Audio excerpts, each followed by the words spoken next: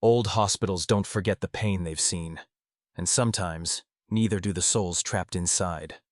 Story 1. The flashlight beam, a nervous tremor in my hand, danced across peeling institutional green paint. Blackwood Asylum. Even the name felt like a sigh of despair. I'd always been drawn to abandoned places, the hushed stories they held, but Blackwood was different. Locals whispered of restless spirits, of the screams that still bled from its empty halls. Foolish, I told myself. Just old plaster and decaying dreams. The air inside was thick, stagnant, carrying a faint metallic tang that settled on my tongue. Dust motes, fat and lazy, swirled in the weak light. My footsteps, unnervingly loud, echoed with an unnatural hollowness, as if the building itself was absorbing the sound and spitting it back out, distorted. I moved deeper, past rows of empty beds, their metal frames skeletal against the gloom. A child's rocking horse, its painted eyes staring blankly, creaked softly in a corner. I hadn't touched it. The sound sent a prickle of unease down my spine. It was the silence, punctuated by these random, unexplained noises, that was the worst. The silence felt observed. Up ahead, a single fluorescent light flickered erratically, a dying heartbeat in the darkness. As I approached, the rhythmic click buzz seemed to grow louder, more insistent. Then, a whisper. So faint, I almost dismissed it as the wind, but there was no wind inside. "Help," it breathed, a dry, rustling sound, like dead leaves skittering across concrete. I froze, my own breath catching in my throat. "Hello?" My voice sounded thin, reedy, swallowed by the vastness. No answer. Just the relentless flicker of the light. I forced myself forward, into the room bathed in its erratic glow. An old examination table stood in the center, stained and scarred. The air here was colder, a clammy chill that seeped into my bones. And then I saw it. A shadow, darker than the surrounding gloom, detaching itself from the wall by the far doorway. It was tall, indistinct, but undeniably there. It didn't move like a person. It flowed, elongated, then seemed to melt back into the wall. My heart hammered against my ribs. This wasn't some trick of the light. This was something else. I stumbled backward, my flashlight beam skittering wildly. A guttural moan, impossibly deep, reverberated from somewhere beneath me. It wasn't a sound of pain, but of something ancient and deeply unhappy. Panic began to bloom, a cold flower in my gut. I needed to leave. Now. I turned, intending to retrace my steps, but the corridor behind me was no longer empty. Standing at the far end, silhouetted against the faint light from the entrance, was a figure. It was hunched, its head bowed, but it felt like it was looking right at me. And then, slowly, impossibly, it began to walk towards me. Not with footsteps, but with a shuffling, dragging sound that echoed the moans from below. The flickering light died, plunging me into absolute darkness. The only sound was the slow, measured drag getting closer. Story 2. The air in Blackwood Asylum tasted like dust and despair. I should have turned back the moment the chain-link fence groaned under my weight, a metallic shriek that echoed far too loudly in the pre-dawn quiet. But curiosity, that morbid, unyielding beast, had dragged me here. Armed with only a sputtering flashlight and a knot of apprehension in my stomach, I stepped through a gaping hole in the brickwork. Inside, the darkness was absolute, a thick blanket broken only by the weak, erratic beam of my light. Every surface was coated in a fine layer of grime, the linoleum peeling like sunburnt skin. The silence wasn't empty. It was pregnant with unsaid things, with the ghosts of screams and sobs. My own footsteps sounded unnervingly loud on the decaying floors, each creak and groan of the building amplified by the stillness. I moved deeper, drawn by an invisible force, my flashlight beam dancing across empty wheelchairs and rusted medical equipment.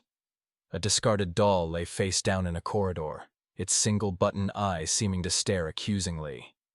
I told myself it was just old junk, just a place left to rot, but the hairs on the back of my neck were on high alert. Then came the sound, a low, guttural moan, seemingly from the floor above. It wasn't the wind. It was too deliberate, too filled with pain. I froze, straining my ears. Silence. Then, a faint, rhythmic tapping. Tap. Tap.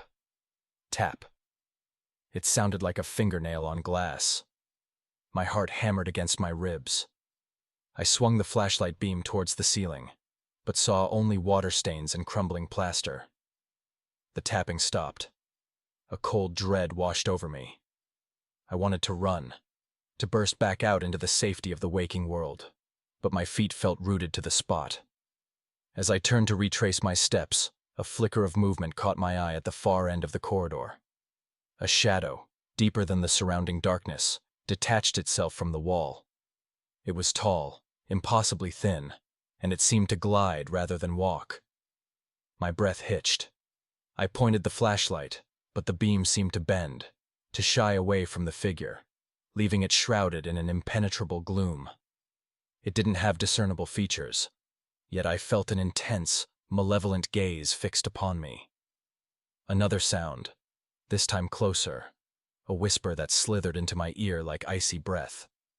It was a name. My name. Panic finally seized me. I stumbled backward, my flashlight beam skittering wildly. More whispers, dozens of them, overlapping, weaving into a chorus of spectral voices. The tapping returned, no longer distant but right beside me, a frantic scrabbling against something unseen. I could feel the presence of something else in the room, something cold and foul. I didn't dare look back.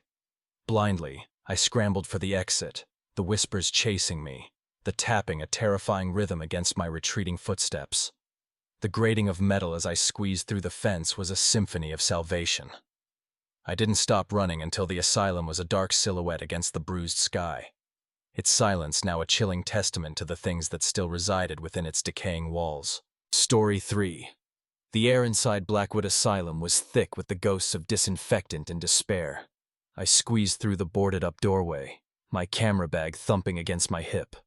The beam of my flashlight cut a nervous path through the gloom, illuminating a reception desk buried under a shroud of plaster dust. Every urban explorer dreams of a place like this, untouched by vandals, frozen in time. I should have been thrilled. I was terrified. My first mistake was going alone. My second was staying after the first noise. It was a metallic groan from deep within the building, the sound of ancient pipes settling. At least, that's what I told myself. I pushed deeper, my boots crunching on fallen tiles. The corridor stretched into an abyss beyond my light.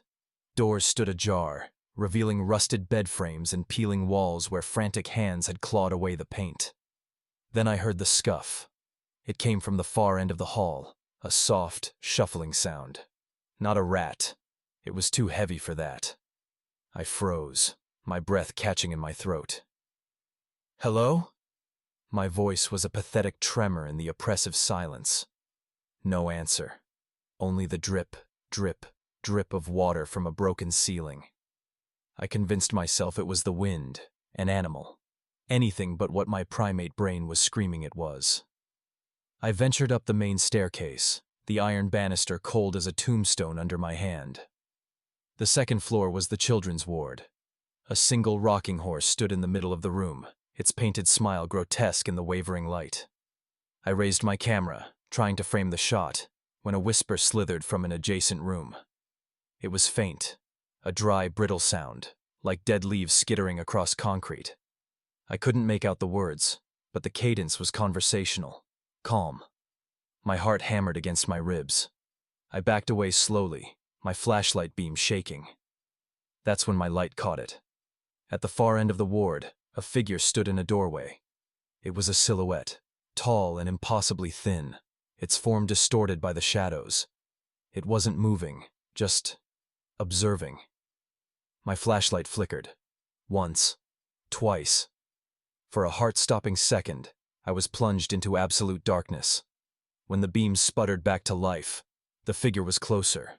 It hadn't walked, it had simply moved. Its head was tilted at an angle that felt fundamentally wrong, a broken doll's posture.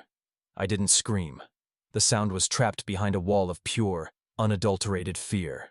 I turned and fled. I didn't care about the stairs, the debris, the darkness.